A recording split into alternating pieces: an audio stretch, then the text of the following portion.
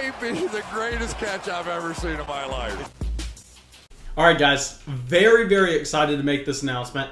I've been talking about this for a while now, and y'all know we've been doing a ton of mock drafts for everyone who is subscribed to the channel, everyone who has that notification bell hit. They've been able to come out and participate with those mock drafts. And finally, we've been able to track the average draft position data from everything we've done this offseason so far. And that's going to be available to y'all for free on Patreon. I know you hear Patreon, you go, okay, it's behind a paywall. No, I just went through and I was like, okay, where can I put this to make sure everyone has access? And over on Patreon, even if you are not supporting the channel, just go through the link and you should be able to see the post of our top ADP. I don't want to send it out on Twitter, on Instagram or anything because I don't know. I feel like that would be a little bit weird and I don't have a website. So we are just going to host it on Patreon completely free. If you want to check out that average draft position data, just go down. The link should be in the comment section or to the description of the video. Or you could also just DM me on literally any site and I should be able to get back to you with that link. But what we are going to be doing in this video is we are going to be going through and I'm going to identify 3 to 4 players that I love at their current ADP value. We're going to be talking about, in particular, 2 wide receivers and quite possibly my favorite tight end. And let me know if y'all want me to be continuing to break down this average draft position data. Let me know if y'all want to hear anything in particular with it. And I just want to give a massive shout out to Jake James for going through and accumulating this for us. Y'all know Jake, he's been in the Flock Patreon for a very long time now. He's in the original Flock Patreon League, and I should have an exciting announcement about that soon, but we've already wasted too much time. Let's get into this video. And our top value according to ADP is going to be a player that y'all are going to hate to hear, but I don't care. Juju Smith-Schuster. We are going to be bringing him up here. And yes, let's address the elephant in the room. Juju was a player that I was way too high on last offseason. I mean, y'all came out and y'all told me, Mason, I understand what you're saying about his historical age-adjusted production. But at the same time, Mason, go look at what he's doing on Instagram. Look at his Twitter. Look at his YouTube. Look at his TikTok. This is going to be a problem. And I pretty much came out and I went, okay, Boomer, you have no idea what you're talking about. There's no way Juju is going to let this affect his game. I think y'all are just coming up with excuses to not draft Juju Smith-Schuster. We should be more focused in on historical hit rates based on that age-adjusted production that we had from Juju in his first and second season. And at this point, I think we have to admit, it's a problem. It's a problem with Juju caring a little bit more about his social media brand rather than just his overall talent level. And I'll be completely honest, I think it's probably a smart business move from Juju just to accrue the largest following he possibly can. That way, after football, he can continue to make money. But we're not focused on that. We're focused in on what we are going to be thinking of his future fantasy production. And right now, he's coming in Superflex leagues as the 73rd player off the board. And he's behind Cooper Kupp. He's behind Kareem Hunt. And I know Cooper Kupp was in the same class as Juju Smith-Schuster coming into the NFL. But Cooper Kupp is significantly older than him. I mean, that was a massive thing with their 2 rookie evaluations back in the 2017 NFL draft class. And Kareem Hunt in that same draft class, but Kareem Hunt is on his 2nd NFL contract, and he's actually on the last year of his 2nd NFL contract, where I think we can say, you know what, Hunt is a fantastic player, but the runway is probably pretty short on the production that we are going to look to expect. And Kareem Hunt last offseason, I actually loved investing into him. I thought that he was a great asset to have in the middle rounds for the running back position because I was looking at Kareem Hunt and going, you know what? Nick Chubb is going to get the majority of the work in that backfield, but Kareem Hunt is going to have receiving game usage, so he's going to give us a low running back 2 floor. And if we see a Nick Chubb injury, Kareem Hunt is going to vault up to being a top 3 running back in fantasy.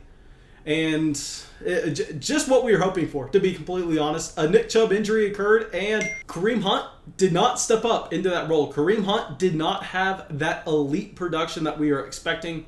So at this point, we are looking at Hunt and going, I guess we were right about his floor, but we are entirely wrong about his ceiling.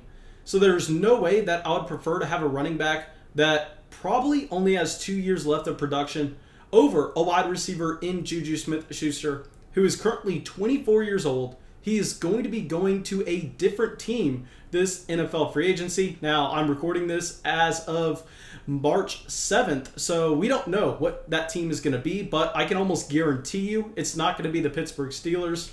So Juju could find himself in a nice situation. Maybe he goes to the Los Angeles Chargers. We know that he loves LA. We understand that the Chargers actually have some flexibility with their cap, as they do have Justin Herbert on a rookie contract.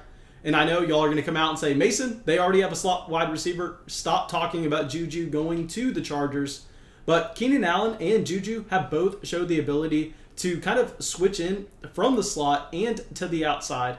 So I think that's not going to prohibit the Chargers to go after Juju if he's willing to sign there on a discount, that so he gets that large market in LA. I mean, he went to USC. He went to high school in California at the same time. I think that kind of lines up. And if we look at the players that he's going right ahead of, I mean, he's going right ahead of Ronald Jones. He's going ahead of A.J. Dillon. And now y'all know I love A.J. Dillon. I mean, I was investing into A.J. Dillon in every single rookie draft last offseason. We were taking him at the end of the second round, at the beginning of the third, in those Superflex formats. And yeah, I know I have Dillon in every league, but if I could sell A.J. Dillon, even plus a small piece, to go ahead and get Juju Smith-Schuster, someone who was extremely close to 100 receptions this past season, and in 2018, when he was only 21 years old, he eclipsed 100 receptions, no problem.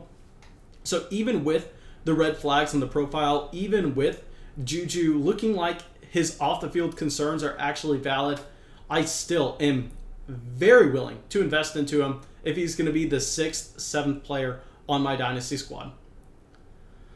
All right, so now our next player, I'm going to be honest, he was my tight end 1 last offseason, and I was drafting him almost every single time at the back half of the first round in Dynasty tight end premium startups. George Kittle, who right now is being drafted at the end of the 3rd round at pick 36, and he's going behind Jalen Hurts. He's going behind Michael Thomas and right ahead of David Montgomery and Ezekiel Elliott. And with George Kittle, I think that we can all acknowledge the fact that his situation in 2021 is most likely going to be worse than what we projected his situation to be in 2020, and that it looks like both Deebo Samuel and Brandon Ayuk are going to be legit wide receivers for this 49ers team, and they are going to command, I don't want to say a large target share, but their target share is definitely not going to be extremely small. Where George Kittle, on the other hand, I personally don't care if he sees that drop-off in targets, because we've seen time and time again with his elite athletic profile that he is going to be a yards after the catch monster, and we know that George Kittle may be the most impactful tight end in the entire NFL if you look at what he's also able to do blocking. So we know that with Kittle, he's going to be in the red zone every single time. So I mean, George Kittle, I'm just looking at this going, okay, yeah, Travis Kelce won leagues last year. Travis Kelce is also significantly older. He's also costing you a higher pick in these dynasty startups. If we can go get George Kittle at a discount just because he suffered an injury-plagued 2020, I think that's going to be a no-brainer. I mean, if we compare him to Jalen Hurts, I mean, I know I've talked about Jalen Hurts and A.J. Dillon so much this offseason, but I feel like I'm having to explain myself, as I was significantly higher on Jalen Hurts than everybody else last offseason. And I find myself looking at this evaluation going, are you kidding me? I mean, every Dynasty Superflex league that I have Jalen Hurts in, which is a lot, and a lot of Patreon flock leagues I have Jalen Hurts in. So if you're in Patreon, if you are in one of those flock leagues where I have Jalen Hurts and you have George Kittle, send me a trade offer straight up right now. I promise you I would take Kittle over Hurts every single time. I mean, that evaluation makes no sense for me. And also, to have Michael Thomas ahead of George Kittle, that also doesn't make sense for me when we know that the wide receiver 24 is not going to be significantly behind a top 5 wide receiver in points per game. Whereas if George Kittle comes anything close to what he's been the past few years on a points per game basis, I mean, he is going to be crushing the tight end 6. So the positional advantage that you get with going with that elite tight end in George Kittle over Michael Thomas is massive. And then with David Montgomery, I don't even really need to talk about this comparison because David Montgomery, we know that, yes, he was a workhorse at the back half of 2020. But if you look at the split with and without Tariq Cohen, it's night and day with the amount of targets that he's getting out of the backfield. The Bears gave Tariq Cohen a significant contract last offseason, so Cohen should be coming back to Chicago this next year. Cohen should be taking targets away from David Montgomery. And Ezekiel Elliott, I know he's very young. This is the one spot where I go, okay, I can see if you want Zeke with how you want to construct your roster over George Kittle, I'm not going to argue with you. That's just personal preference. I would go with the elite young tight end, though. All right, so let's go back to the wide receiver position, and let's talk about someone that has that elite age-adjusted production that we were talking about with Juju Smith-Schuster. And let's talk about DJ Moore. Okay, so DJ Moore currently is going around pick 53 in ADP, and I just don't understand it, to be honest. With DJ Moore, he's going behind Terry McLaurin, who is significantly older than him, even though DJ Moore has been in the NFL longer, and he's going behind T Higgins, and yes, T Higgins is in a much better situation than DJ Moore. But T Higgins has flashed in one season where DJ Moore has shown us elite upside in back-to-back seasons in 2018 and 2019. And that was with some of the worst quarterback play in the entire NFL. So I know a lot of people want to look at this situation and go, yeah, DJ Moore's a great wide receiver, but he's possibly playing with Teddy Bridgewater. And I will say to that, no, if you look at what the Carolina Panthers have been doing, clearing up cap space, so it looks like they are doing anything they can to get away from Teddy Bridgewater this upcoming season. It looks like they're going to be trying to bring in someone new, possibly a Deshaun Watson. And on top of that, Curtis Samuel is actually a upcoming free agent. And if Curtis Samuel is gone, that's going to open up a decent amount of targets for DJ Moore, who has already been getting the volume in this offense. And DJ Moore is also extremely, extremely young. So if you want to come out here and go, but Mason, you're going to get T Higgins for the next decade. First off, I'm going to say, if you play Dynasty Fantasy Football like that, where you're drafting a player because you're excited about their production over the next 10 years, what that tells me is that tells me you are new to Dynasty Fantasy Football, because that's not how you win leagues. How you win leagues is you go, okay, what is this player going to be valued like a season from now? What's he going to be valued like 2 seasons from now? And then if you really want to go far out, you go 3 seasons from now, and you also look at the context of the projected production that he's going to give you over that span. So DJ Moore and T Higgins, kind of in the same bucket for me with their age. And DJ Moore, like I said, we have the larger sample, and he's going right ahead of Chase Claypool, Matt Ryan. I mean, DJ Moore was a second-round starter pick last offseason. And yeah, he had kind of a down year, but the situation should get better this upcoming season. He's still extremely young.